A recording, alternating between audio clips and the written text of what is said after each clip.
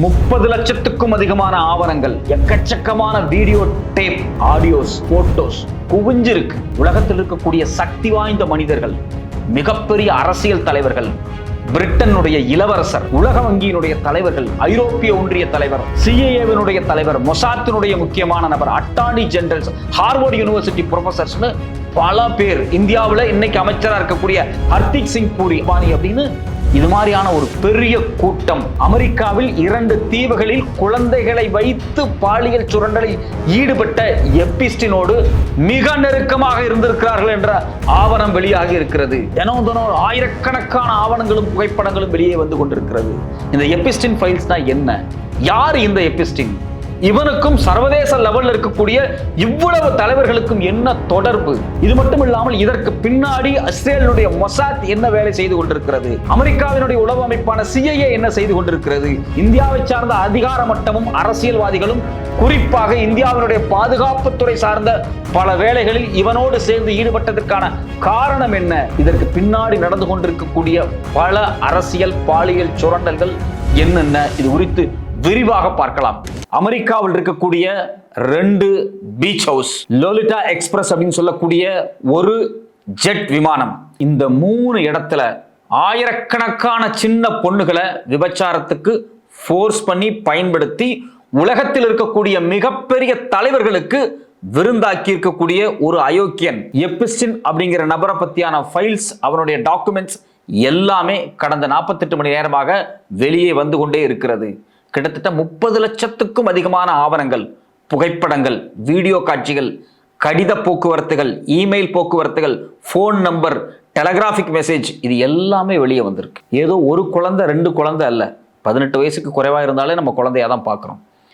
ஆயிரக்கணக்கான குழந்தைகளை இந்த பீச் ஹவுஸ்ல, பல இடங்கள்ல, மெக்சிகோல, பிரிட்டிஷ் விர்ஜீனியாவில் இருக்கக்கூடிய ஒரு தனி தீவுல, பல நாட்டினுடைய பெரிய தலைவர்களுக்கு, யூகேவினுடைய பிரதமர் கார்டன் பிரவுனுக்கு, சிஐஏவினுடைய இயக்குனர் பில் பர்ன்ஸுக்கு, ஐரோப்பிய ஒன்றியத்தினுடைய தலைவர், அது மட்டும் இல்லாமல் பிரிட்டிஷ் இளவரசர் பிரின்ஸ், இது மாதிரி உலகத்தின் மிகப்பெரிய சக்தி வாய்ந்த அரசியல் தலைவர்கள், அட்டார்னி ஜெனரல்ஸ், MIT மாதிரியான மிகப்பெரிய ரிசர்ச் இன்ஸ்டிடியூட்டினுடைய பேராசிரியர்கள், ஹார்வர்டு ப்ரொஃபசர்ஸ், இது இல்லாமல் ஃபினான்சியர்ஸ், இது மட்டும் இல்லாமல் மியூச்சுவல் ஃபண்ட் ஹோல்டர்ஸ், உலகத்தில் இருக்கக்கூடிய சக்தி வாய்ந்த ரியல் எஸ்டேட் கம்பெனி ஓனர்ஸ், மிகப்பெரிய பல்கலைக்கழகத்தினுடைய பேராசிரியர்கள், சயின்டிஸ்ட் அப்படின்னு ஒரு பெரிய பட்டியலே இருக்கு.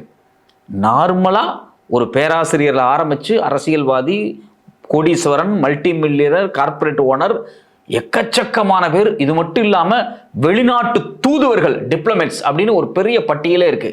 இதுல தான் இந்தியாவினுடைய டிப்ளமேட்டா இருந்த ஹர்தீப் சிங் பூரி மாட்டியிருக்கிறார். அவருக்கும் இந்த பாலியல் பொறுக்கியான எப்பிஸ்டினுக்கும் இடையில் நடந்த இமெயில் போக்குவரத்து, ஐபோன்ல நடந்த மெசேஜ் போக்குவரத்து வெளியாயிருக்கு. இது இல்லாம இந்தியாவினுடைய மிகப்பெரிய கார்ப்பரேட் ஜெயிண்டான அனில் அம்பானி, மோடி குறித்து மிக முக்கியமான விடயங்கள், மோடியால் அனுப்பப்பட்ட ஒரு ரெப்ரசன்டேட்டிவ் ரகசிய நபரை இதே பாலியல் பொறுக்கியா இருக்கக்கூடிய, பாலியல் நடத்தக்கூடிய அந்த ரகசிய பங்களா பீச் ஹவுஸ்ல அமெரிக்காவுக்கு மோடி வருகை குறித்து மிக முக்கியமான விடயங்கள் உரையாடப்பட்டிருக்கு. அது மட்டும் இல்லாம டிஃபென்ஸ், அதாவது இந்தியாவினுடைய இராணுவத்துறை குறித்தும் வெளியுறவுத்துறை குறித்தும் இது மாதிரியான விபச்சாரம் பண்ணக்கூடிய இடத்துல அனில் அம்பானியும் மோடியினுடைய ஒரு ரெப்ரசன்டேட்டிவும் இந்த எப்பிஸ்டினோடு உரையாடி இருக்கிறார்கள் அப்படிங்கிறது ரொம்ப அதிர்ச்சியா இருக்கு. எப்பிஸ்டின் மேல 2008 குற்றச்சாட்டு வந்துருச்சு. ஆனா மோடியினுடைய ஆட்கள், அனில் அம்பானி, இந்தியாவினுடைய ரெப்ரசன்டேட்டிவ்ஸ் எல்லாருமே 2013, 14, 15, 17, 19 வரைக்கும் மீட் பண்றாங்க. 19 அவன் ஜெயில சாகறான். அந்த எப்பிஸ்டின் அவன் சாகிறதுக்கு 6 வாரத்துக்கு முன்னாடி இந்த அனில் அம்பானி எல்லாம் அவரோட மீட் பண்றாரு. ஸோ அப்போ என்ன நடந்திருக்குதுன்னு மொத்தமா எடுத்து பார்த்தா நமக்கு ஒரு அதிர்ச்சி காத்திருக்கு. இப்போ நான் சொன்னதை நீங்கள் அப்படியே இமேஜின் பண்ணி பாருங்க. நான் பக்கமாக இதிலிருந்து தகவல்கள் எடுத்திருக்கிறேன். ஒவ்வொரு தகவல்களை எடுக்கும்போது நமக்கு ரொம்ப அதிர்ச்சியாக இருக்குது. இவ்வளோ விஷயங்கள் இருக்கா அப்படின்னு. இந்த மொத்த விஷயமே ஒரு 5 பேர்த்த சுற்றி வருது. உலகத்தில் இருக்கக்கூடிய அத்தனை தலைவர்களையும் ஒரு பாலியலுக்கு பயன்படுத்தி அதில் அரசியல் லாபம், பொருளாதார லாபத்தை அடைவதற்காக மிகப்பெரிய வலைப்பின்னல் உருவாக்கப்பட்டிருக்கு இல்லையா? அது ஒரு 5 பேர்த்த சுற்றி வந்துகிட்டு இருக்கு. முதல்ல யாரு அப்படின்னா இந்த ஜெஃப்ரி எபிஸ்டின். இவன் தான் மெயின் மிகப்பெரிய சர்வதேச புரோக்கர். 2வது கிலைன் மேக்ஸ்வெல், இவனுடைய காதலி, இவனுடைய மனைவி, இவனுடைய கேர்ள் ஃப்ரெண்ட் என்ன வேணாலும் வச்சுக்கலாம், 2 பேரும் தான் தொடர்ச்சியாக 20-30 வருஷமா ஒன்னா இருந்தாங்க. இதுல ஜெஃப்ரி எப்ஸ்டீன் 2019 அமெரிக்காவினுடைய சிறையில மர்மமான முறையில இறந்து போயிடுறான். அவனை சூசைட்ன்றாங்க. அது ஏன் நடந்துச்சுன்னு இது வரைக்கும் தெரியல. அதுக்கு பிறகுதான் அந்த விஷயம் பெருசா மாறுது. இந்த கிலைன் மேக்ஸ்வெல் அப்படிங்கிறவங்க இன்னைக்கு வரைக்கும் உயிரோட இருக்கிறாங்க. அதான் ரொம்ப முக்கியமானது. இந்த ஜெஃப்ரி எப்ஸ்டீனும் கிலைன் மேக்ஸ்வெல்லும் பல உலக தலைவர்களுக்கு சிறு பெண்களை சப்ளை பண்ணி பொருளாதார ரீதியாக, அதிகார ரீதியாக பல கைமாற்றங்களை செய்திருக்கிறார்கள். இவங்க 2 பேர் தான். இவர்களோடு நேரடியாக தொடர்பில் இருந்த இன்னொரு முக்கியமான நபர் இன்னைக்கு அமெரிக்காவினுடைய ஜனாதிபதியாக இருக்கக்கூடிய டொனால்டு ட்ரம்ப் மற்றும் அவருடைய மனைவி மெலினியா கனஸ். இந்த மெலினியா கனஸ் யெகோஸ்லோவியாவிலிருந்து ஒரு அகதி மாதிரி ஒரு மாடலாக அமெரிக்காவுக்கு வந்தவங்க. எப்படி இவங்க அமெரிக்காவுக்கு வந்தாங்க, வந்து 4-5 வருஷத்திலேயே ட்ரம்ப்போட எப்படி க்ளோஸ் ஆனாங்க, திடீர்னு அமெரிக்காவினுடைய கிரீன் கார்டு கிடைச்சு சிட்டிசன் ஆகிறாங்க அவங்க. ஸோ இவங்க ஒரு எகோஸ்லோவியன். அதே போல இந்த எப்ஸ்டீனுடைய மனைவியான கிலைன் மேக்ஸ்வெலும் ஒரு எகோஸ்லோவியன். இந்த 2 எகோஸ்லோவியனுக்கு பின்னாடி இருந்து வேலை செஞ்ச மிக முக்கியமான இன்னொரு நபர் ராபர்ட் மேக்ஸ்வெல். இந்த ராபர்ட் மேக்ஸ்வெல் இந்த கிலினா மேக்ஸ்வெல்லுடைய அப்பா. இவர் ஒரு மிகப்பெரிய உளவாளி. நேரடியாக மொசாத்துக்கும் கேஜிபிக்கும் வேலை பார்த்திருக்கிறார். ஒரு செக்கோஸ்லோவியன். தன் வாழ்நாள் முழுக்க பிரிட்டன்ல இருக்கிறார். பிற்பாடு மர்மமான முறையில் ஸ்பெயின்ல செத்து போறாரு. அவருடைய உடலை இஸ்ரேலினுடைய அரசு ஜெருசலத்தில் கொண்டு வந்து மரியாதையோடு தகனம் செய்தார்கள். இஸ்ரேலினுடைய மொசாத்தினுடைய ஒட்டுமொத்த 6 மிக முக்கியமான உளவு பிரிவு தலைவர்களும் அந்த மரணத்தில் கலந்து கொண்டார்கள். இது எல்லாமே படிப்படியாக கடந்த 48 மணி நேரமாக ஒவ்வொரு நியூஸா வருது. இந்த நியூஸ்னுடைய துவக்க புள்ளி எங்க இருக்கு அப்படின்னா, கடந்த 1 ஆண்டுகளுக்கு முன்னாடி எலன் மாஸ்க், ட்ரம்பினுடைய மிக நெருங்கிய நண்பர், அவர் ஒரு ட்வீட் போடுறாரு. என்னன்னு போடுறாரு அப்படின்னா, time to drop the really a big bomb. ஒரு மிகப்பெரிய பாம்பை போடுறதுக்கான டைம் வந்திருக்கு அப்படிங்கிறாரு. Real Donald Trump is in the Epstein's file. That is the real reason they have not been made public. Have a nice day. இதுதான் அதில் இருக்கு. அதாவது இந்த எப்ஸ்டீன் ஒரு பாலியல் பொறுக்கி. இவன் 2019 மர்மமான முறையில் சிறையில் இறந்து போயிடுறான். இவனுடைய ஃபைல்ஸ் ஆயிரக்கணக்கில் இருக்கு. அதுல நேரடியாக பாதிக்கப்பட்ட பல பேர் நீதிமன்றத்தை அப்ரோச் பண்ணி சொல்லிக்கிட்டே இருக்கிறாங்க. ஆனால் அந்த ஃபைல்ஸ் எதுவுமே வெளியே வரமாட்டேங்குது. இந்த ஃபைல்ஸ் ஏன் வெளியே வரமாட்டேங்குது அப்படின்னா, இதுல டொனால்டு ட்ரம்ப்புடைய பேர் இருக்கு, அவர் குறித்தான ஃபைல் இருக்கு, வீடியோ காட்சிகள் இருக்கு, மெயில் இருக்கு. அதனால் இது வெளியே வராதுன்னு எலன் மாஸ்க் போறாரு. போட்ட உடனேயே ட்ரம்ப்புக்கும் அவருக்குமான உறவு கட் ஆயிருது. அது வரைக்கும் ட்ரம்ப் அவரு ரொம்ப க்ளோஸா இருக்கிறாங்க. அதுக்கு பிறகு அந்த உறவு கட் ஆகுது. அடுத்த பிரச்சனை எங்க ஸ்டார்ட் ஆகுது அப்படின்னா, ஜூலை 17 உலகத்திலேயே மிகப்பெரிய பத்திரிகையான வால் ஸ்ட்ரீட் ஜேர்னல் ஒரு தலைப்பிட்டு கட்டுரை எழுதுறாங்க. Jeffrey Epstein's friend sent him a birthday letter for a 50th birthday album. One was from Donald Trump. Trump கிட்ட இருந்து ஒரு மிகப்பெரிய பிறந்த நாள் கிரீட்டிங் யாருக்கு போயிருக்கு அப்படின்னா, இந்த குழந்தைகளை வைத்து பாலியல் குற்றத்தில் ஈடுபட்ட எப்ஸ்டீனுக்கு போயிருக்கு. இந்த கிரீட்டிங் எப்போ அனுப்பப்பட்டுச்சுன்னா 2003 இந்த எப்ஸ்டீனுடைய 50வது பிறந்த நாளுக்கு உலகத்தில் இருக்கக்கூடிய சக்தி வாய்ந்த தலைவர்களும் முக்கியமான டிப்ளமேட்ஸும் பணக்காரர்களும் கிரீட்டிங் வாழ்த்துக்களை அனுப்புகிறார்கள். அந்த வாழ்த்து 3 வால்யூமா இருக்கு அந்த புத்தகம். அதை எடுத்து மிக விரிவாக ஆய்வு பண்ணினால் யாரெல்லாம் இவரோடு கான்டாக்ட்ல இருந்தாங்க அப்படிங்கிற எல்லா தகவலும் வெளிவந்துடும். அதுல டொனால்டு ட்ரம்போட கிரீட்டிங்கும் இருக்கிறது அப்படின்னு தான் அந்த விஷயம் முதல்ல வெளியே வருது. இது ஒரு மிகப்பெரிய சர்ச்சையாக மாறுகிறது. பிற்பாடு பார்த்தீங்கன்னா இந்த சர்ச்சையை மையமாக வைத்து என்ன உரையாடல் நிகழப்படுது அப்படின்னா, அந்த கிரீட்டிங் புக்கு வெளியே வரணும். 238 பக்கம் கொண்ட அந்த புக்கு வெளியே வரணும். அந்த புக்கை 2024 தேர்தல் அப்ப டொனால்டு ட்ரம்ப் நான் வெளியிடுறேன்னு சொன்னாரு. ஆனா இப்ப வெளியிட மாட்டேங்கிறாரு.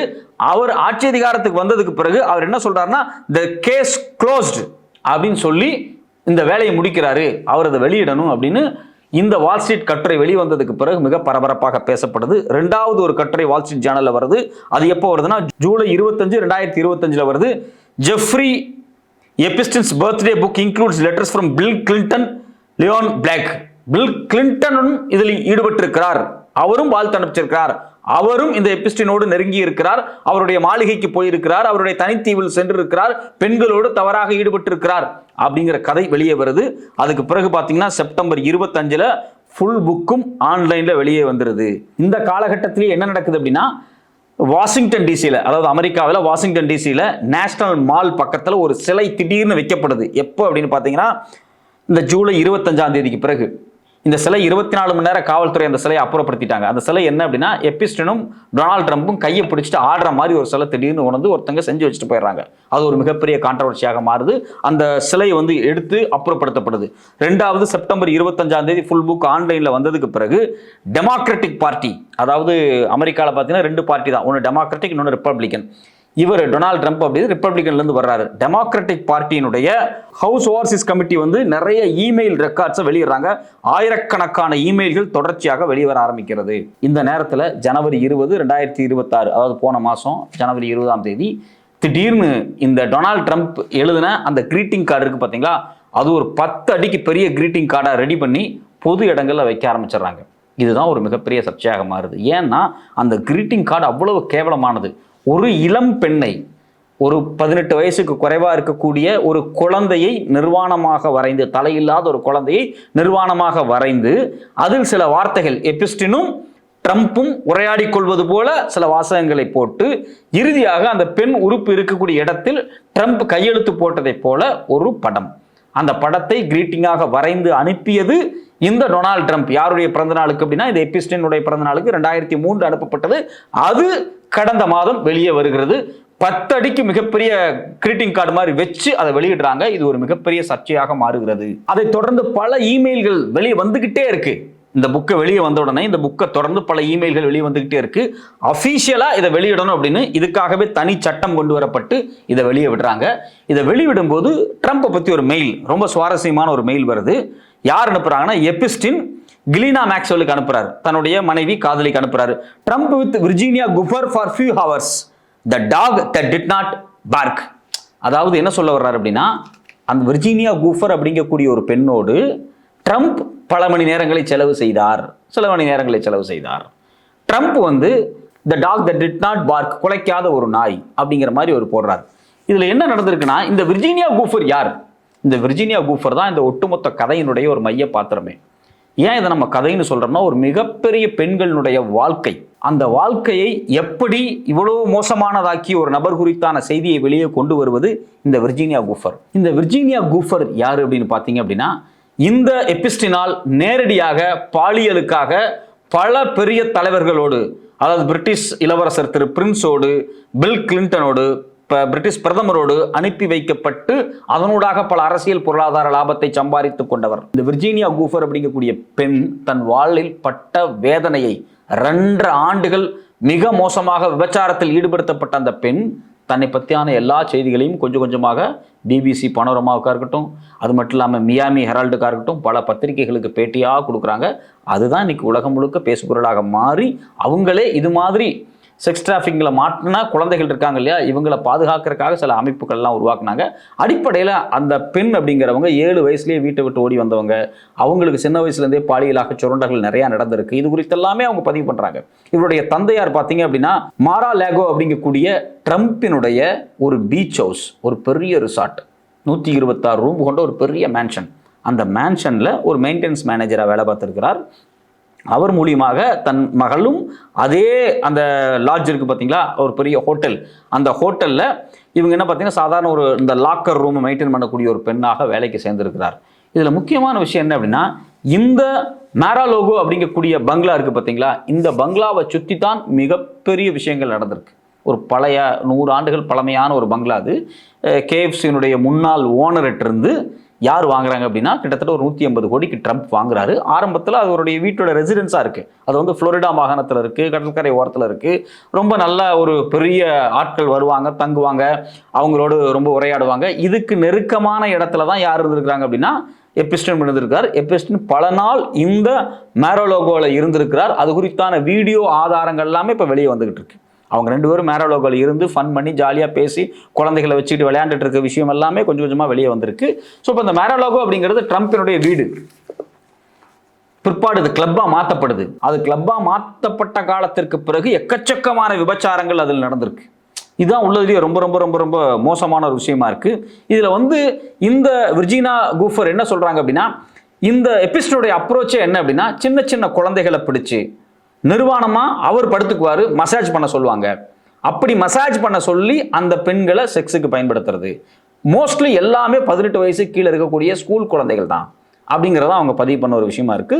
இவங்களும் இந்த மார்-அ-லாகோல வேலை செய்யும் போது இந்த எபிஸ்டனுடைய மனைவி காதலியா இருக்கக்கூடிய அந்த மேக்ஸ்வெல் இவரை பார்த்துட்டு இந்த பெண்ணை வந்து தன்னுடைய பங்களாவுக்கு கூட்டு போறாங்க. தன்னுடைய பங்களா அப்படிங்கிறது எது அப்படின்னா பாம் பீச் ஹவுஸுக்கு கூட்டு போறாங்க. அதாவது மேன்ஹாட்டன்ல இருக்கக்கூடிய எபிஸ்டனுடைய இன்னொரு பீச் ஹவுஸ். இந்த பீச் ஹவுஸ்ல தான் இந்த மேக்ஸ்வெல் எபிஸ்டன் 2 பேரும் குடியிருக்கிறாங்க.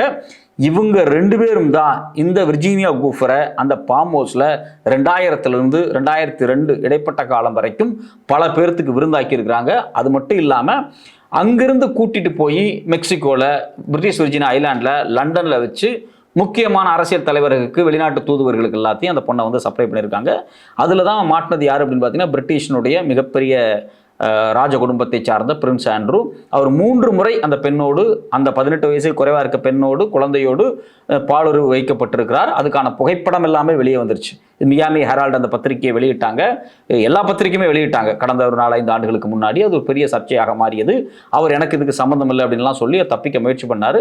அதில் என்ன பதிவு பண்ணப்பட்டிருக்கு அப்படின்னா 3 முறை அவரோடு நான் வந்து இரவு தங்கினேன். அதில் முதல் முறை எனக்கு 13 லட்சம் ரூபாய், இந்திய காசின்படி 13,50,000 ரூபாய்க்கு மேலே ஒரு தடவை அவரோட தங்குறதுக்கு காசு கொடுக்கப்பட்டுச்சு. பிற்பாடு என்ன மெக்சிகோவை கூட்டு போனாங்க. பிற்பாடு பிரிட்டிஷ் விர்ஜீனியாவில் ஒரு முறை, லண்டனில் ஒரு முறை அப்படின்னு சொல்லி அந்த 3 முறை எங்கெங்க நடந்துச்சு அப்படிங்கிறது குறித்தெல்லாம் ரொம்ப தெளிவாக சொல்கிறாங்க. இதுவும் இல்லாமல் 2 முறை பிரதமராக இருந்தவர் என்னை மிக மோசமாக சுரண்டினார் அப்படிங்கிறதை அவங்க பதிவு பண்ணுறாங்க. இது எல்லாத்துக்கும் காரணம் இந்த எபிஸ்டனும் இந்த மேக்ஸ்வெல், அதாவது அவருடைய மனைவி அப்படிங்கிற விஷயத்தை வந்து தொடர்ச்சியாக சொல்ல வர்றாங்க. இந்த விஷயம்லாம் ஏன் அவங்க சொல்ல வர்றாங்க, திடீர்னு எப்படி சொல்ல முடியும் அப்படின்னு ஒரு கேள்வி வருதா இல்லையா? 2002 அவங்கள வந்து தாய்லாந்துக்கு யார் இந்த எபிஸ்டன் அனுப்பிச்சு வைக்கிறான். எதுக்கு அனுப்பிச்சு வைக்கிறான் அப்படின்னா மசாஜ் கற்றுக்கிட்டு வரதுக்காக. அது வந்து மசாஜ் கற்றுக்கிட்டு வரதுக்காகனு சொல்லப்படுது. ஆனால் உண்மையிலேயே அந்த பெண் என்ன சொல்கிறாங்க அப்படின்னா தாய்லாந்தில் இருக்கக்கூடிய சிறுமிகள், மசாஜ் சென்டருக்கு வரக்கூடிய சிறுமிகள் சில பேர்த்த வந்து எங்கே கொண்டு வரதுக்கு, யூஎஸ்ல இருக்கக்கூடிய இந்த ஃபார்ம் ஹவுஸ், மேன்ஹாட்டனில் இருக்கக்கூடிய எபிஸ்டன் ஃபார்ம் ஹவுஸுக்கு வேலைக்கு கொண்டு வரதுக்காக அங்கிருந்து பிடிச்சு அனுப்புறதுக்கு அவங்க ஒரு புரோக்கர் வேலையை பார்க்கறதுக்காக அவங்க அனுப்புகிறாங்க. ஆனால் அந்த பெண் மன உளைச்சலால் இருந்தவங்க அங்கே ஒருத்தரோட காதல் ஏற்படுது. ஆஸ்திரேலியன், ஒரு மார்ஷியல் ஆர்ட்ஸ் பெர்ஃபார்ம் பண்ணக்கூடிய ஒரு ஆஸ்திரேலியனோடு காதல் வயப்பட்டு 2002-3 அவங்க திருமணம் பண்ணிட்டு அவங்க யூஎஸ்க்கு திரும்பியே வரல. அவங்க ஆஸ்திரேலியா போய் ஆஸ்திரேலியாவில் செட்டில் ஆயிடுறாங்க. ஆஸ்திரேலியாவில் செட்டில் ஆகி அவங்க 2 ஆண் குழந்தை, ஒரு பெண் குழந்தை பிறக்குது. ரொம்ப நிம்மதியாக வாழ்ந்துகிட்டு இருக்காங்க. 2005க்கு பிறகு அவங்களுக்கு ஒரு கால் வருது. எங்கேருந்து வருதுன்னா அமெரிக்காவிலேருந்து FBI ஏஜென்ட்ஸ் கால் பண்ணுறாங்க. அது மட்டும் இல்லாமல் அங்கே இருக்கக்கூடிய பாம் பீச் ஹவுஸ் போலீஸ் டிபார்ட்மெண்ட்லேருந்து கால் வருது. எதுக்கு இந்த கால்லாம் வருதுன்னு பார்க்கும்போது தான் தெரியுது, இந்த எபிஸ்டன் அவருடைய ஃபார்ம் ஹவுஸில் ஒரு சிறு குழந்தையோடு மிஸ்பிஹேவ் பண்ணுறாரு, பாலியல் சுரண்டலுக்கு ஈடுபடுறாரு. அந்த குழந்தை அவங்க அப்பாட்ட போய் சொல்லிடுறாங்க. அவங்க அப்பா போலீஸ்ட்டு சொல்லி கேஸை ஃபைல் பண்ணுறாரு. பிற்பாடு போலீஸ் அதை இன்வெஸ்டிகேட் பண்ணி பார்க்கும்போது, நீ எப்படி ஒரு சின்ன பொண்ணு, ஒரு ஸ்கூல் படிக்கிற பொண்ணு, நீ எப்படி வந்து இப்படிப்பட்ட ஒரு நபரோட பழக்கம் கிடைச்சு அப்படின்னா என் கிளாஸ்மேட் ஒரு பொண்ணு அவள் தான் என்னை வந்து இன்ட்ரோடியூஸ் பண்ணி வச்சா. இப்போ அந்த பொண்ணை பிடிச்சி கேட்குறாங்க. இப்போ பிடிச்சி பார்க்கும்போது எக்கச்சக்கமான பள்ளி குழந்தைகள் போலீஸ் ரைடு பண்ணுறாங்க, டைரிஸ் எடுக்கிறாங்க, நிறைய லிஸ்ட்டு, அவ்வளோ ஃபோன் நம்பர்ஸ். ஏன்னா அந்த காலத்தில் மொபைல் இருக்காது, ஃபோன் நம்பர், லேண்ட்லைன் நம்பர்ஸ். இதெல்லாம் பார்க்கும்போது எல்லாமே ஸ்கூல் குழந்தைகள், சின்ன குழந்தைகளாகவே இருக்கிறாங்க. அதிலிருந்து இந்த வழக்கு வந்து பூம் ஆகுது. பிற்பாடு இந்த வழக்கு FBIக்கு போகுது. 2007-8 பார்த்தீங்க அப்படின்னா யார் மேலே வழக்கு பதிவு பண்ணிடுறாங்கன்னா எபிஸ்டன் மேலே வழக்கு பதிவு பண்ணுறாங்க. அவர் ஒரு 16 மாதம் சிறைக்கெல்லாம் போகிறாரு. பிற்பாடு வெளியே வந்துடுறாரு. பிற்பாடு வெளியே வந்து இதே வேலையை அவர் பார்த்துக்கிட்டு இருக்காரு. அவர் பாதுகாப்பாக அமெரிக்க அரசும் அமெரிக்காவினுடைய காவல்துறையும் FBIயும் CIA-யும் பாதுகாக்குது. ஏன் அப்படின்னா CIA-வினுடைய இயக்குநர்கள், CIA உளவு பிரிவினுடைய தலைவர்கள், காவல்துறை தலைவர்கள், பெரிய பெரிய அட்டார்னி ஜெனரல்ஸ் எல்லாருமே இவர்கிட்ட இருக்கக்கூடிய அந்த சின்ன பெண்களோடு உடலுறவு கொண்டவர்கள் என்பதால் ஃபோர்ஸ் பண்ணி கற்பழிக்கப்பட்ட பெண்கள் எல்லா புகைப்பட காட்சிகளும், பேசுறது, வீடியோ காட்சிகள் நிறைய இருக்கு போல இருக்கு. இப்போ இதனால எல்லாருமே பார்த்தீங்கன்னா அவனை கண்டு பயந்து தான் இருக்காங்க, அவனுக்கு சப்போர்ட்டாக தான் இருக்கிறாங்க. ஸோ இப்போ இது எல்லாமே 3 இடத்துல நடக்குதுன்னு நான் சொன்னேன்ல. ஒன்று மார்-அ-லாகோ அப்படிங்கக்கூடிய ட்ரம்பினுடைய ஒரு வீடு, இன்னொன்று பாம் பீச் ஹவுஸ் மேன்ஹாட்டனில் இருக்கக்கூடிய எபிஸ்டன் கிளென் மேக்ஸ்வெல்னுடைய வீடு, 3வது வந்து லொலிட்டா எக்ஸ்பிரஸ் அப்படிங்கக்கூடிய இந்த எபிஸ்டனுடைய ஒரு ஜெட் விமானம், தனி ஜெட் விமானம். இதில் தான் ட்ரம்ப் முதலாக அவருடைய 3வது மனைவியை அப்போ கல்யாணம் பண்ணி ஒரு பையன் இருக்குது பார்த்தீங்களா, அவர்களை முதலாக உடலுறவு கொண்டிருக்கார். அதெல்லாமே பதிவாயிருக்கு, ரெக்கார்ட்ஸாகவே டீட்டெயிலாக இருக்குது. ஸோ அவங்க ஃப்ளைட் ஜெட்டில் வச்சு தான் அவங்களுக்குள்ள ஒரு பெரிய காதல்லாம் ஏற்பட்டிருக்கு. அவங்க அங்கே தான் செக்ஸ் வச்சுருக்கிறாங்க. கல்யாணத்துக்கு 6 வருஷத்துக்கு முன்னாடியே இந்த தகவல் எல்லாமே வெளியே வருது. இதில் FBI டாக்குமெண்ட்ஸ்லேயே வெளியே வருது. நமக்கு இதில் கான்ஸ்பிரசியான விஷயம் என்ன அப்படின்னா, ட்ரம்பினுடைய 3வது மனைவி இருக்காங்க இல்லையா, மெலேனியா. இந்த மெலேனியா பார்த்தீங்கன்னா 1970களில் யெகோஸ்லாவியாவில் பிறந்து அவங்க 96ல் தான் அமெரிக்காவுக்கு வர்றாங்க ஒரு மாடலாக. வந்த உடனே பார்த்தீங்கன்னா 98ல் ட்ரம்ப்புடைய மாடல் கம்பெனியில் போய் சேர்றாங்க. அவங்களுக்கு அடுத்த சில ஆண்டுகள்லேயே பார்த்தீங்க அப்படின்னா உடனே வந்து கிரீன் கார்டு கிடைக்குது. அதே ஒரு பெரிய அதிர்ச்சியான ஒரு செய்தியாக இருக்குது. எப்படி வந்து எகோஸ்லோவியாவிலிருந்து வந்த ஒரு ரெஃப்யூஜாக இருக்கக்கூடிய ஒரு பெண்ணுக்கு திடீர்னு இப்படி வந்து ஒரு கார்டு கிடைக்குது, மாடலாக இருக்காங்க, இது மாதிரியான பிரச்சனை எல்லாம் பேசப்படுது. ரெண்டாவது குறிப்பாக என்ன விஷயம்னா, இதில் ஒரு பெரிய செய்தி, இந்த FBI டாக்குமெண்ட்டில் ஒரு முக்கியமான செய்தி, லுமுசின் அப்படிங்கக்கூடிய ஒரு பெரிய நீளமான கார் இருக்கும் பார்த்தீங்களா, அந்த காரில் ஒரு மைனர் பெண் 13 வயசு பெண்ணை வச்சு ட்ரம்ப்பும் அதே போல் எப்பிஸ்டனும் வல்லுறவு கொள்ள முயற்சி பண்ண விஷயங்கள் குறித்து பதிவுகள் வந்திருக்கு. அந்த கார் டிரைவர் அது குறித்து பதிவு பண்ணியிருக்கிறாரு. இந்த செய்திகளும் ஏற்கனவே 1984 செய்திகளாகவே பதிவாயிருக்கு. அந்த பொன் பிற்பாடு மர்மமான முறையில் கொல்லப்பட்டிருக்கிறாங்க. ஸோ அப்போ எபிஸ்டனுக்கும் ட்ரம்ப்புக்குமான உறவு அப்படிங்கிறது பல காலங்கள் இருந்திருக்கு. ட்ரம்ப் கேட்டால் எனக்கு அவனோட நட்பு இல்லை, நான் வந்து அவன் மேலே இந்த சில குற்றச்சாட்டுக்காக நான் ஒதுக்கிட்டேன் அப்படின்னு சொல்றாரே தவிர, அவங்க ஒரு 15 ஆண்டுகள் இந்த பாலியல் குற்றங்கள் எல்லாம் நடக்கக்கூடிய காலகட்டத்தில் மிக மிக மிக நெருக்கமாக இருந்திருக்கிறார்கள் அப்படிங்கிறதான் ரொம்ப அதிர்ச்சியான ஒரு செய்தியாக இருக்கிறது. இதில் ஆதாரப்பூர்வமான விஷயங்கள் என்னன்னா, 92ல் ஜெஃப்ரி எபிஸ்டனும் அதே போல் வந்து ட்ரம்ப்பும் இருக்கக்கூடிய வீடியோக்கள் வந்திருக்கு. 97ல் ஃபோட்டோ ஃபைல்ஸ் வந்திருக்கு. 2000களில் ட்ரம்ப், எபிஸ்டன், கிலினா மேக்ஸ்வெல், மெலினியா இவங்க எல்லாரும் ஒன்றா இருக்கக்கூடிய ஃபோட்டோஸ் எல்லாமே வெளியே வந்திருக்கு. நிறைய ஃபோட்டோஸ் வெளியே வந்திருக்கு. அது மட்டும் இல்லாமல் NBC ஃபிலிமிங் வீடியோஸ் நிறையா இருக்குது. NBCங்கிறது ஒரு தனியார் சேனல், அவங்கள கூப்பிட்டு ஒரு பார்ட்டி நடத்திருக்காங்க. அதில் வந்து ஒரு வீடியோவே வருது, எபிஸ்டனும் ட்ரம்ப்பும் பக்கத்தில் நிற்கிறாங்க. ட்ரம்ப் வந்து எபிஸ்டனை பார்த்து சொல்கிறாரு, look at her back, she is hot அப்படின்னு சொல்கிறாரு. அந்த வார்த்தை எல்லாமே பதிவாயிருக்கு. பெண்களை, குழந்தைகள் தான் கலாய்க்கிறாங்க. இந்த வீடியோக்கள் எல்லாமே இருக்குது. ஸோ இதில் நம்ம கவனிக்க வேண்டிய விஷயம் என்ன அப்படின்னா, ட்ரம்ப்புக்கும் எபிஸ்டனுக்குமான உறவு அப்படிங்கிறது காலங்காலமாக வந்து கொண்டிருக்கிறது. அதுக்கான ஆதாரங்கள் எல்லாமே முதல்ல கிடைச்சிருச்சு. 10 ஆண்டுகளுக்கு முன்னாடியே என்னைக்கு வந்து விர்ஜீனியா கிஃபர் வந்து வெளியே வந்து பேச ஆரம்பிச்சாங்களோ அப்போவே எல்லா தகவல்களும் வெளியே வந்துருச்சு. ஆனால் இது குறித்து எந்த ஆக்ஷனையுமே எடுக்கலை. அது அப்படியே கிணத்துல போட்ட கல்லு மாதிரி அப்படியே இருந்துச்சு.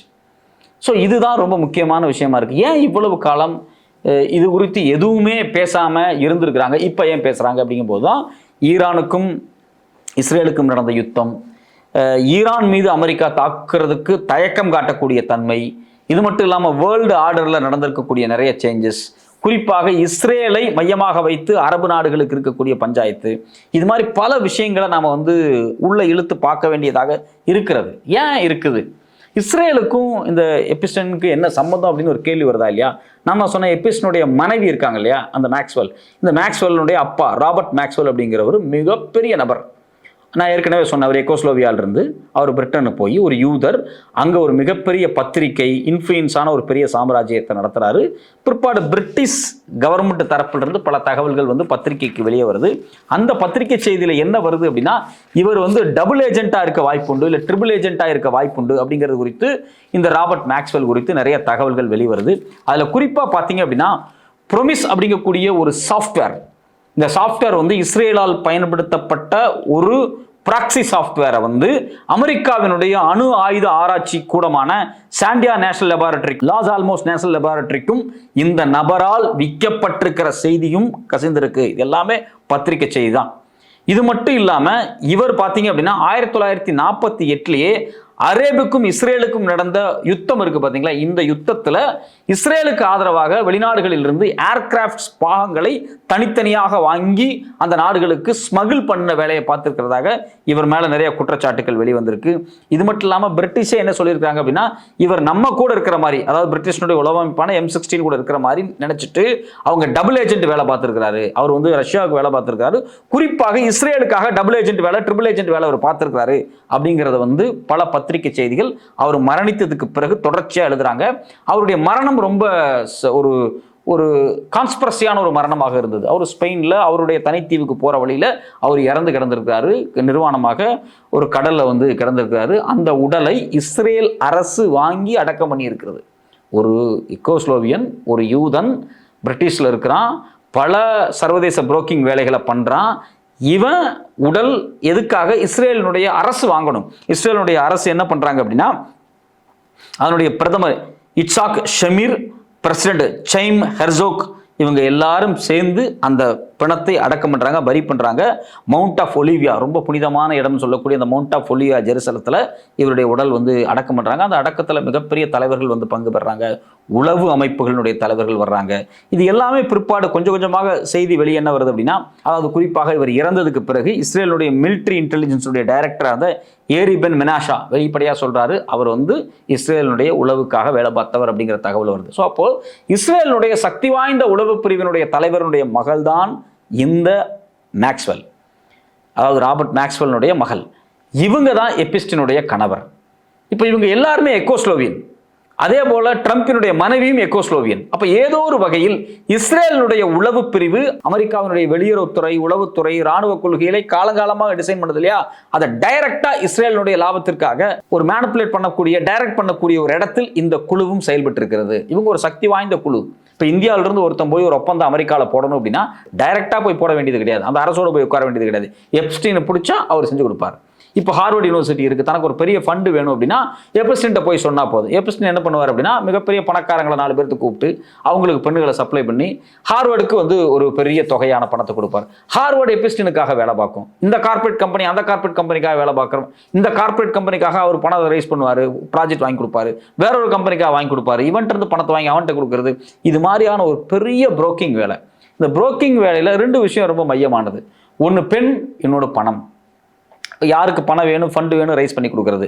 யாருக்கு பெண்கள் வேணும், அந்த ஒரு பெரிய ஒரு சிறு குழந்தைகளை வந்து ஒரு பெரிய வயதான மனிதர்களுக்கு கொடுக்கறது, ஒரு அற்ப ஆசை கொண்ட மனிதர்களுக்கு கொடுத்து அவங்களோட பலவீனங்களை அறிஞ்சு அதனோட பணம், அதிகாரம், பவர், இப்படிப்பட்ட ஒரு நபர் மிக மோசமாக இந்த உலக அரசியலில் பல பேர்த்தை ஆட்டி படைத்திருக்கிறார். அப்போ இதுக்கு எல்லாத்துக்கு பின்னாடி ஏதோ ஒரு வகையில் இஸ்ரேலினுடைய உளவு அமைப்பு இருந்து பல வேலைகளை பண்ணுது. குறிப்பாக ட்ரம்பினுடைய காலகட்டத்தில் ட்ரம்ப் தனக்கு சாதகமான பல வேலைகளை செய்ய மாட்டேங்கிறார் அப்படிங்கிற சூழல் வரும்போது ட்ரம்பை இல்லாமல் செய்வதற்காக, அதாவது ட்ரம்பை வந்து ஒதுக்குவதற்காக இஸ்ரேல் உளவு அமைப்பு சமீப ஆண்டுகளில் இந்த பிரச்சனையை பெருசு பண்ணி, குறிப்பாக ட்ரம்புக்கு எதிராக நீ ஈரானை தாக்க போறியா இல்லையா, நீ இதை செய்ய போறியா இல்லையா அப்படின்னு ட்ரம்புக்கு நெருக்கடி கொடுக்கக்கூடிய இடத்தில் இவர்கள் வந்திருக்கிறார்களா அப்படிங்கிற ஒரு கேள்வி வருது. 2வது, ட்ரம்பினுடைய நடவடிக்கை, ட்ரம்பினுடைய ஆக்டிவிட்டிஸையே அமெரிக்காவினுடைய டீப் ஸ்டேட்னு சொல்லக்கூடிய உளவு அமைப்பு ஏத்துக்கலையா? இவ்வளவு முக்கியமான ஆவணங்கள் எல்லாமே வெளியே வருது அப்படின்னா அது கண்டிப்பாக அமெரிக்காவினுடைய உளவு பிரிவான சிஐஏவுக்கோ இல்லை இஸ்ரேலினுடைய உளவு பிரிவான மொசாத்துக்கோ தெரியாம வெளியே வராது. அவங்க இந்த நேரத்தில் இந்த ஆவணங்களை வெளிவிட வேண்டும் என்று காத்திருந்திருக்கிறார்கள். ஸோ இந்த ஆவணங்கள், இவ்வளவு ஆவணங்கள் எல்லாத்தையுமே வந்து இவ்வளவு காலம் 10-15 ஆண்டுகளாக கிட்டத்தட்ட 2000 இருந்து இன்னைக்கு வரைக்கும் நடக்கக்கூடிய டிரான்சாக்ஷன்ஸ், அதாவது எப்படி நான் சொல்ல வரேன் அப்படின்னா, பண பரிவர்த்தனைகளாக இருக்கட்டும், செய்தி பரிவர்த்தனைகளாக இருக்கட்டும், இமெயில் புழக்கத்திற்கு வராத காலகட்டத்தில் நடந்த பேச்சுவார்த்தைகள், உரையாடல்கள், கடிதங்கள், இதிலிருந்து இவ்வளவு விஷயங்கள் தொடர்ச்சியாக எல்லாமே பத்திரமா பாதுகாக்கப்பட்டிருக்கு அப்படின்னா அது கண்டிப்பாக உளவு அமைப்பு இதை முதல்ல இருந்தே வாட்ச் பண்ணிட்டு தான் வர்றாங்க.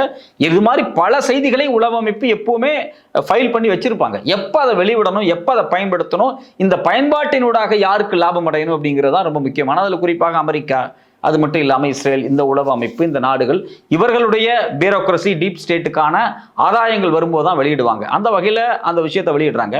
இதில் இந்தியாவை பற்றியும் சில விஷயங்கள் இருக்கு, கடித போக்குவரத்தில் இருக்கு. இதில் குறிப்பாக 2014-17 இந்த இடைப்பட்ட காலகட்டத்தில் 3 முறை இந்தியாவினுடைய இன்றைய அமைச்சராக இருக்கக்கூடிய, அன்றைய வெளியுறவுத்துறை துறையில் வேலை பார்த்த மிக முக்கியமான நபராக இருக்கக்கூடிய ஹர்தீப் சிங் பூரி வந்து எபிஸ்டினுடைய வீட்டிலேயே சந்திச்சிருக்கிறார் 3 முறை. அதில் குறிப்பாக அவருடைய இந்த விபச்சாரங்கள்லாம் நடந்த இடம் இருக்கு பார்த்தீங்களா, அந்த பெங்களூர், அதுலேயே அந்த பீச் ஹவுஸ்லேயே, பாம் பீச் ஹவுஸ்லேயே 3 முறை மீட் பண்ணியிருக்கிறார். அதில் குறிப்பாக பார்த்தீங்க அப்படின்னா இந்த மீட்டிங் எதுக்காக நடந்துச்சு அப்படிங்கிற அந்த இமெயில் உரையாடல்களில் ரொம்ப முக்கியமானது என்ன அப்படின்னா, இந்தியாவில் மோடி ஆட்சி அதிகாரத்து வந்ததுக்கு பிறகு ஒரு மிகப்பெரிய டிஜிட்டல் இந்தியாவாக மாறப்போகுது, அதுல தனக்கான இடத்தை பிடிக்கிறதுக்காக சிலிக்கான் வேலி, அதாவது ஐடி, அமெரிக்காவினுடைய சிலிக்கான் வேலின்னு சொல்றது ஐடி துறையினுடைய ஹப், அங்க இருக்கக்கூடிய முதலீட்டாளர்கள் இந்தியாவை முதலீடு பண்றதுக்கு, இந்தியாவில் வந்து தன்னுடைய பிசினஸ் டெவலப் பண்றதுக்கு இந்த ஹர்தீப் சிங் பூரி எபிஸ்டின் மூலியமாக பல விஷயங்களை அப்ரோச் பண்ணியிருக்கிறாங்க அப்படிங்கிறது யதார்த்தமாக இருக்கிறது. மோடி வந்ததுக்கு பிறகு டிஜிட்டல் இந்தியான்னு ஒரு கேம்பெயின் வருது, டிமானிட்டைசேஷன் வருது, அதாவது 500-1000 ரூபாய் நோட்டு ஒழிக்கப்படுது, எல்லாத்தையுமே ஜிபேக்குள்ள கொண்டு வராங்க, பண பரிவர்த்தனைக்குள்ள கொண்டு வராங்க. குறிப்பாக இந்தியாவில் இருக்கக்கூடிய ஒட்டுமொத்த சிறு குறு வணிக, இந்தியாவினுடைய கோடிக்கணக்கான மக்கள் எல்லாருமே வந்து ஒரு டிஜிட்டல் ஸ்பேஸுக்குள்ளே வர்றாங்க. டிஜிட்டல் இந்தியாங்கிற கேம்பெயின் தொடர்ச்சியாக பண்ணப்படுது. இந்த விஷயங்கள் ஏன் எதற்காக பயன்படுத்தப்பட்டுச்சு, யாருக்காக இதெல்லாம் நடைபெற்றப்பட்டுச்சு அப்படிங்கும்போது இதெல்லாமே நமக்கு ஒரு சந்தேகமாக வருது. ஏன்னா இந்த எபிஸ்டனும் ஹர்தீப் சிங் பூரி அவர் அன்னைக்கு பிஜேபியில் சேரலை. அவர் 2017 பிறகு தான் பிஜேபியில் சேர்றாரு. சேர்ந்து உடனே மினிஸ்டர் ஆகிறாரு. பாருங்க, பாஜக கட்சிக்காரரே கிடையாது அவர் ஒரு ஐஎஃப்எஸ் அதிகாரி. ஐஎஃப்எஸ்னா இந்தியன் ஃபாரின் சர்வீஸ். ஒரு அம்பாசிடராக, ஹை கமிஷனராக யூஎனுக்கு வேலை பார்க்குறாரு, அமெரிக்காவுக்கு வேலை பார்க்குறாரு, பல நாடுகளுக்கு வேலை பார்க்கக்கூடிய ஒரு நபர். ஸோ அப்போது சர்வதேச லெவலில் இருக்கக்கூடிய மிகப்பெரிய தூதுவர்கள், அதாவது வெளிநாட்டு ரெப்ரஸன்டேட்டிவ்ஸ் எல்லாமே அவருக்கு ரொம்ப பழக்கம். அவர் பார்த்தீங்க அப்படின்னா அவருடைய வேலையை ரிட்டையர்மெண்ட்டுக்கு பிறகு 2014 ரிட்டையர்மெண்ட்டுக்கு பிறகு இன்டர்நேஷனல் பீஸ் இன்ஸ்டியூட் அப்படிங்கக்கூடிய ஒரு என்ஜிஓவில் வேலை பார்க்குறாரு. இந்த என்ஜிஓ அப்படிங்கிறது இன்டர்நேஷனல் லெவலில் லாபி பண்ணக்கூடிய ஒரு குரூப். இந்த குரூப்புக்கு எபிஸ்டின் கிட்டத்தட்ட $6,50,000 அமெரிக்கன் டாலர் பணத்தை டொனேஷனாக கொடுத்துருக்கிறார். ஸோ அப்போ இது எல்லாமே இது மாதிரி நிறைய குழுக்கள் அமெரிக்காவில் வேலை பார்க்குது, இஸ்ரேலுக்காக வேலை பார்க்குது. இந்த வகையில் இந்தியாவுக்கு வேலை பார்க்கறதுக்காக ஆர்எஸ்எஸ் குழுக்களும் இப்போ துவங்கப்பட்டு அங்கே வேலை பார்க்குறாங்க. அப்போ இதில் ஒரு குழுவில் இவர் இருக்கிறார். இப்போ இவர் 2014 17 இடைப்பட்ட காலகட்டத்துக்கு பார்த்தீங்கன்னா இந்த 3 முறை அவர் வந்து சந்திச்ச காலகட்டம். இது எதுக்காக சந்திக்கிறார் அப்படின்னா, இப்போ எப்படி naukri.com சொல்லிட்டு இந்தியாவில் வந்து வேலை தேடுறவங்களுக்கான ரெஸ்யூம் அப்லோட் பண்ணால் அவங்க தொடர்பு கொண்டு கார்பரேட்டுக்கும் தனி மனிதனுக்கும் இடையில செயல்படக்கூடிய ஒரு ஏஜென்ட்டாக இருக்கு பற்றியா naukri.com. இந்த naukri.comக்கு போட்டியாக லிங்க்இன் ஒரு ப்ராஜெக்டாக உள்ள வர்றாங்க. ஸோ அந்த லிங்க்இன் ப்ராஜெக்டை உள்ள கொண்டு வரது யாருன்னு பார்த்தீங்கன்னா அந்த லிங்க்இனுடைய கோ-ஃபவுண்டர் ஹொஃப்மேன். இந்த ஹொஃப்மேனுக்கும் இந்த ஹர்தீப் சிங் பூரிக்கும் இடையில இந்த எபிஸ்டின் ஒரு ரோல் பிளே பண்றாரு. ஹொஃப்மேன் அமெரிக்காவில் இருக்கக்கூடிய லிங்க்இனுடைய கோ-ஃபவுண்டர். பூரி ஒரு பாஜக அரசாங்கம், பாஜக அனுதாபி, இந்திய அரசாங்கத்தின் அதிகார மட்டத்தில் செயல்படக்கூடிய ஒரு லாபியிஸ்ட். இடையில எபிஸ்டின் சர்வதேச லாபியிஸ்ட். இப்போ இவங்க 2 பேருக்கு இடையில இந்த பார்க்குறாரு, நீ இந்தியாவுக்கு போய் முதலீடு பண்ணணுமா, நான் பூரி மூலியமா நான் அப்ரோச் பண்ணுறேன். அப்போ பூரி நீ என்ன 3 முறை வந்து பார்க்குறாரு. அப்போ பூரி வந்து அவர் வந்து ஹர்தீப் சிங் பூரி 3 முறை விசிட் பண்ணும்போது ரொம்ப முக்கியமான சில விஷயங்கள் பேசப்படுது. அது என்ன பேசப்படுது அப்படின்னா, முதல்ல பார்த்தீங்க அப்படின்னா ஜூன் 23, 2024 நடந்த மெயில் போக்குவரத்து. அவர் என்ன சொல்றாருன்னா, இந்த ரெய்த் ஹொஃப்மேன் அதாவது லிங்க்இனுடைய co-founder being ready to visit India, அவர் இந்தியாவை விசிட் பண்ணுறதுக்கு ரெடி ஆகிறார். இந்த மெயில் எப்போ வருதுன்னா ஜூன் 23, 2024 காலகட்டத்தில் வெளிவந்த ஒரு மெயில். 2வது will be happy to assist you, அது அசிஸ்டன்ட் ஃபெசிலேட் யூ அப்படின்னு சொல்லி யார் சொல்றாங்க அப்படின்னா ஹர்தீப் சிங் பூரி சொல்றாரு. நீங்க வாங்க, உங்களுக்கு எல்லா வேலையும் நான் இந்தியாவில் பண்ணி தரேன் அப்படிங்கிறாரு. இதுல குறிப்பாக இந்த மெயில் போக்குவரத்து எப்போ நடக்குது அப்படின்னா ஜூன் 2014, அதாவது லிங்க்இனுடைய கோ-ஃபவுண்டர் ரெய்த் ஹாஃப்மேனுக்கும் ஹர்தீப் சிங் பூரிக்கும் இடையில் நடக்கக்கூடிய மெயில் போக்குவரத்து. இதில் நடுவில் யார் இருக்காங்க பார்த்தா எபிஸ்டன் இருக்கார். ஹாஃப்மேன் ஒரு கோ-ஃபவுண்டர் நமக்கு தெரியும், அவர் வந்து இந்தியாவில் முதலீடு பண்ண போறாரு.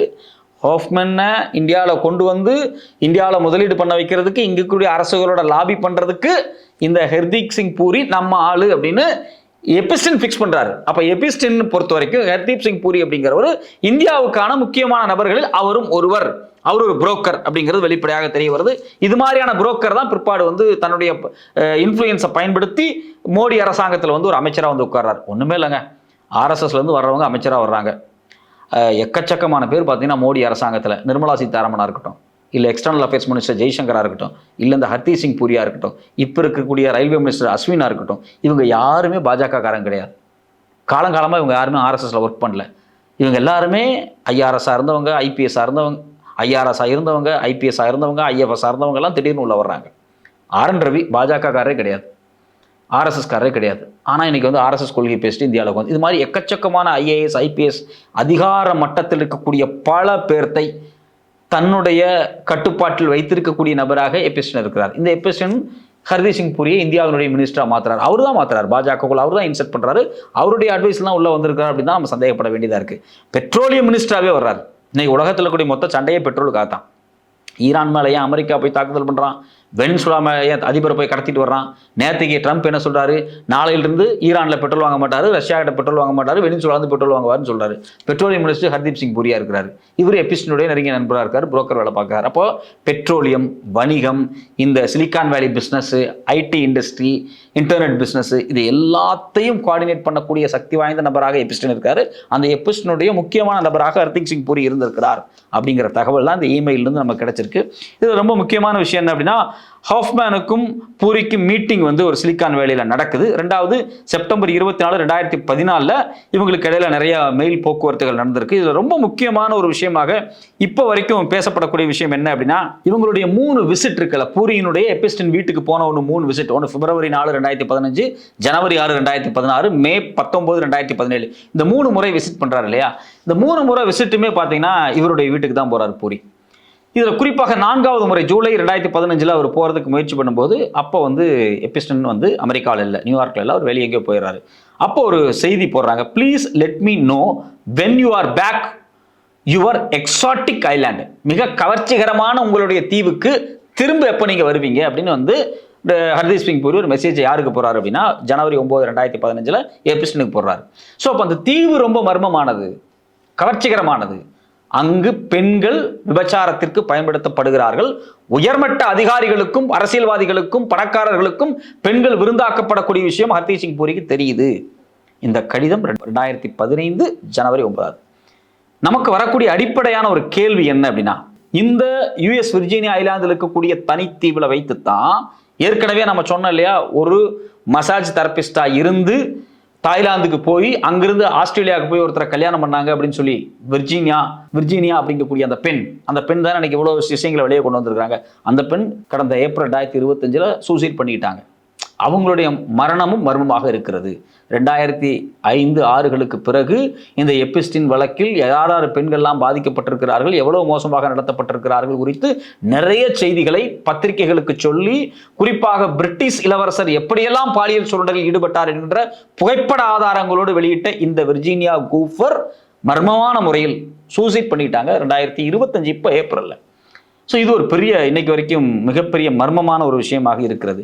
இந்த விர்ஜீனியா கூஃபரும் இதே விர்ஜீனியா ஐலாண்டில் வைத்துத்தான் யாருக்கு விருந்தாக்கப்பட்டார் என்றால் பல தலைவர்களுக்கு விருந்தாக்கப்பட்டிருக்கிறார். இந்த ஐலாந்து, இந்த தீவை பற்றி ஹர்தீப் சிங் பூரி இந்தியாவினுடைய இன்றைய அமைச்சராக இருக்கக்கூடியவர் பேசும்போது கவர்ச்சிகரமான தீவு என்று 2015 மெயில் அனுப்புறார் என்றால் அவருக்கு எல்லா விஷயம் தெரிஞ்சிருக்கு.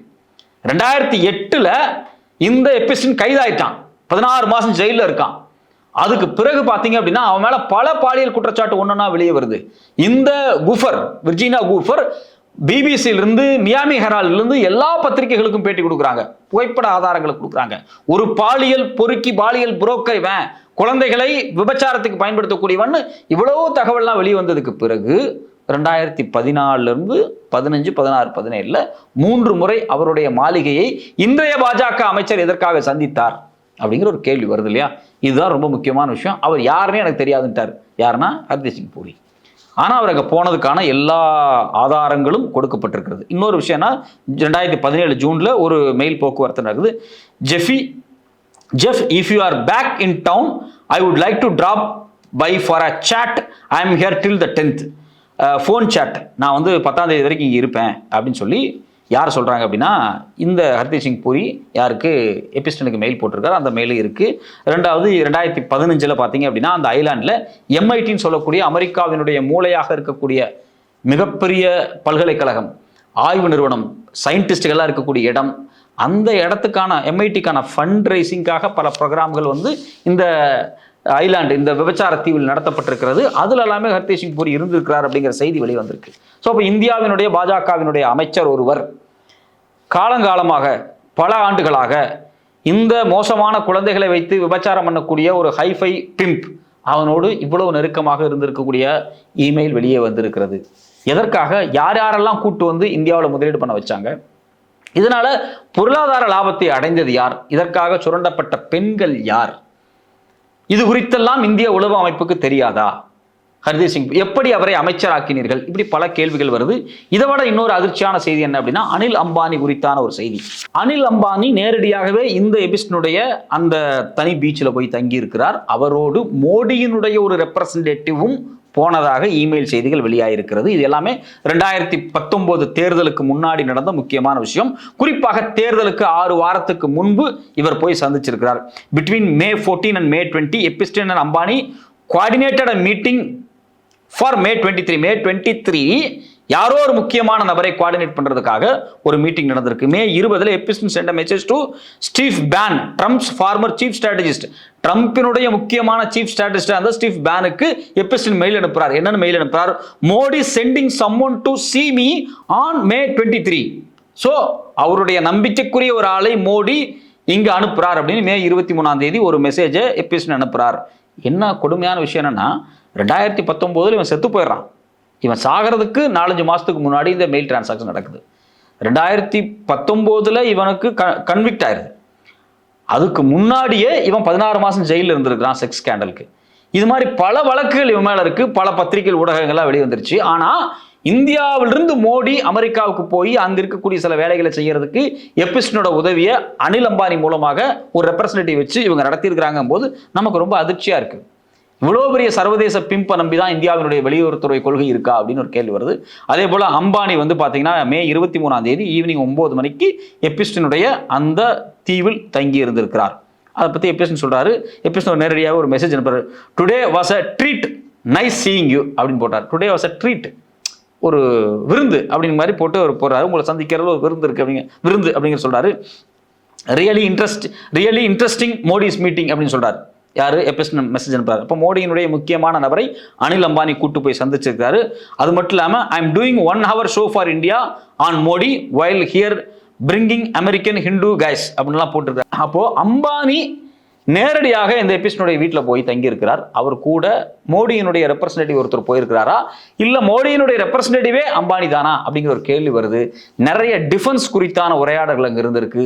சீனா குறித்தான வெளியுறவுத்துறை கொள்கை குறித்து பல உரையாடல் நடந்ததுக்கான இமெயில்கள் எல்லாமே இருக்கு. இதெல்லாம் படிச்சு காமிச்சா 2 மணி நேரம் ஆகும். ஸோ அப்போ இந்த இமெயில் எல்லாம் பார்க்கும்போது நமக்கு என்ன அதிர்ச்சியா இருக்குன்னா, இந்தியாவினுடைய பணக்காரர், இந்தியாவினுடைய அதிகார வர்க்கம், இந்தியாவினுடைய RSS, பாஜக, இவங்க எல்லாருமே இவ்வளவு மோசமான ஒரு நபரை மையமாக வைத்துத்தான் இந்தியாவினுடைய வெளியுறவு கொள்கையை முடிவு செய்தார்களா?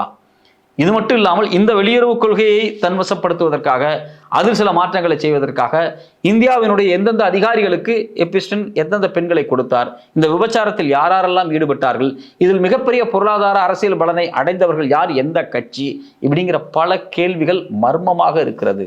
ஆயிரக்கணக்கான ஆவணங்கள் வந்து கொண்டே இருக்கிறது. பொறுத்திருந்து பார்ப்போம் என்னென்ன ஆவணங்கள் இனிமேல் வருது அப்படின்னு. இது குறித்து தொடர்ச்சியாக ஒரு உரையாடலை நிகழ்த்தி கொண்டே இருப்போம்.